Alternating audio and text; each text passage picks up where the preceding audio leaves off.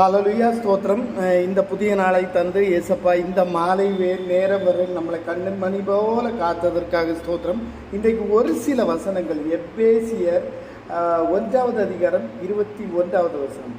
அவரை உன்னதங்களிலே தம்முடைய வலது பாரிசத்தில் உட்காரும்படி செய்து நம்மளை உட்காரும்படி செய்து ஹல்லேலூயா எல்லாவற்றையும் அவருடைய பாதங்களுக்கு கீழ்ப்படுத்தி எல்லாவற்றையும் நம்முடைய பாதங்களுக்கு கீழ்ப்படுத்தி ஹல்லேலூயா ஸ்தோத்திரம் எல்லாவற்றையும் ஹல்லேலூயா எல்லாவற்றிலும் நிரப்புகிறவருடைய நிறைவாகிய சரீரமான சபைக்கு நம்ம சரீரமாகிய சபைக்கு அவர் எல்லாவற்றிற்கும் மேலாக தலையாய் தாங்குகிறார். பாருங்க, ஏசப்பா தான் நம்முடைய தலை.